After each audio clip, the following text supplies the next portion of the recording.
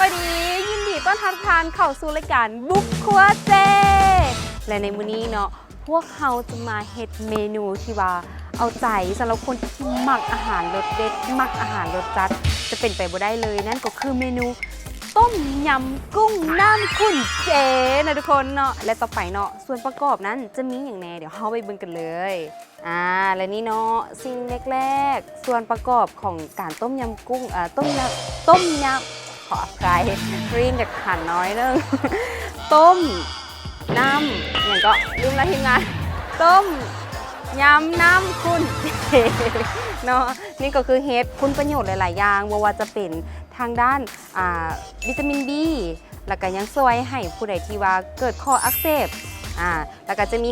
เห็ดออรินจิน้ำเขาจะมาซอยตอนหั่นน้อยๆแบบนี้เนาะมันใหญ่เขาก็จะมาซอยออกต่อมานั่นก็คือหัวคาเด้อหัวคาเขาจะมาซอยน้อยๆแบบนี้แล้วต่อมาขาดบ่ได้เลยนั่นก็คือหัวจิไข่เจจ้าหัวจิไข่เจได้เนาะเมนก็เองค่ะพี่จ้าต่อมาแล้วก็สปาเกตตี้โฮดจ้าเพิ่มความหอมให้แก่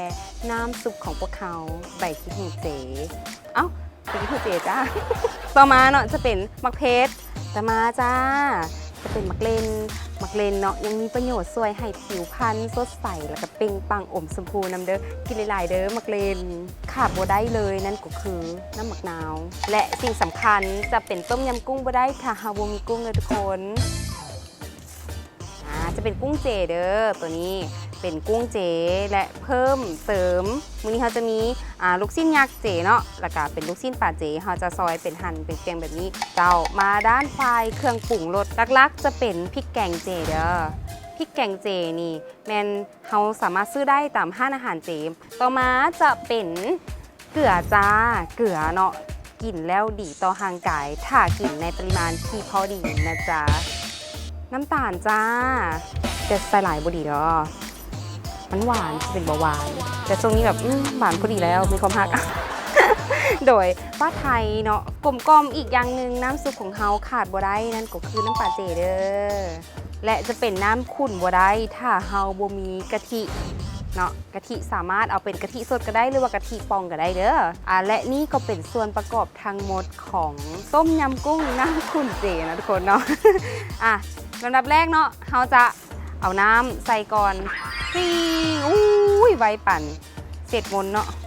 ลำดับแรกนะทุกคนเนาะเขาจะเอาเครื่องเคียงใส่ก่อนเครื่องเคียงที่เขาเอามาทั้งหมดว่าจะเป็นหัวข่าจะลงไปจ้าหัวสีไข่ตามด้วยใบขี้หูด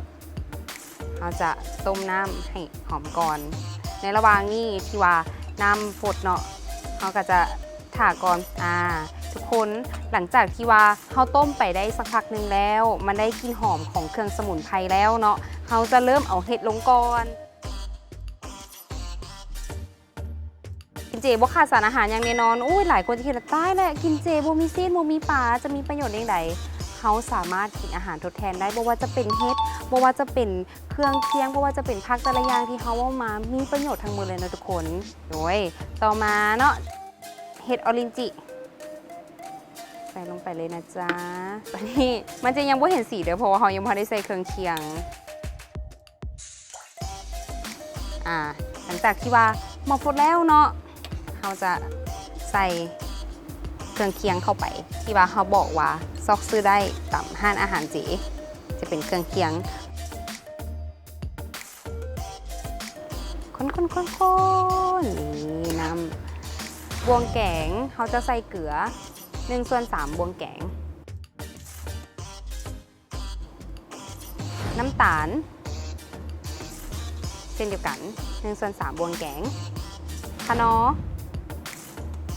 1/3 บวงแกงเช่นเดียวกันน้ำปลาจีใส่ไปเลยจ้า2 บวง1แล้วก็2จะท่าให้เฮ็ดเฮาสุกเดี๋ยวเขาจะเอามาเผ็ดลงเนาะเพื่อเพิ่มความเผ็ดนี่จะเป็นเลยจ้า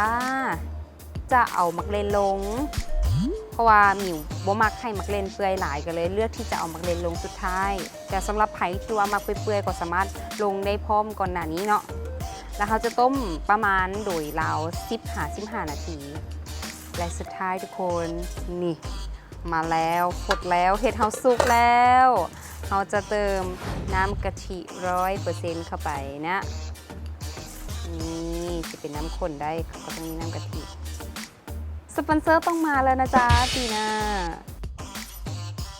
หลังจากนั้นเราก็จะปะให้มันฟดอีกน้อยนึง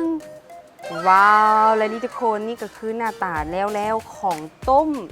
ยำกุ้งน้ำขุ่นเจจะเป็นหน้าตาแบบนี้เนาะหลังจากที่เราฟดแล้วเนาะเขาจะปิดหม้อก่อนให้หม้อเตาฟดแล้วเนาะแล้วเขาจะเอามะนาวบีบลงทีหลังเนาะเขาจะใส่มะนาวใส่ประมาณจัก2 กีบเลยทุกคนเพราะว่ามันจะส้มมักเลนอยู่แล้ว1 2จ้าบีบไปหลังจากที่เขาบีบแล้วเขาก็คนมาเขามาเริ่มตักใส่จานกันทุกคนและนี่ก็คือหน้าตาของต้มยำกุ้งน้ำขุ่นเจนะทุกคนเนาะอยากบอกว่ารสชาตินี่หอมหวานเป็นรสชาติที่เด็ดเนาะสำหรับไผ่ที่ว่ามักอาหารรสเด็ดจบในถ้วยเดียวนี้เลยทั้งส้มทั้งหวานทั้งนัวทั้งเค็มหอมเครื่องเคียงนะทุกคนขออนุญาตลองซิมก่อนเด้อว่ามันจะเป็นรสชาติแนวไหน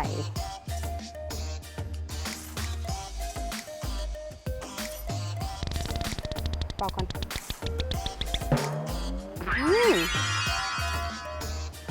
รสชาติกุ้งแบบมันจะแบบนุ่มๆในปากทุกคน